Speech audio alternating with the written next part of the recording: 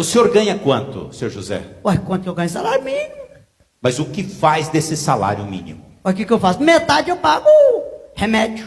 A outra metade é aluguel, energia, essas coisas. Ué, mas e para sobreviver? Regime.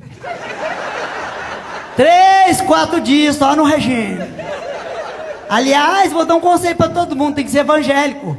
Para fazer jejuar. Jejuar 4, 20 dias, tudo isso.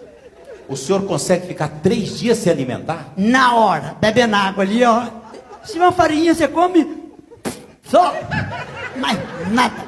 Eu admiro a força de vontade do senhor, viu? Admiro. A força de vontade do senhor também é grande, né, doutor? O senhor deve comer as coisas gostosas, né? Não, eu como o trivial. O que que é trivial? Ah, é. Filé mignon, lagosta, escondidinho, né? Aliás, você come escondidinho? Firma, rapaz.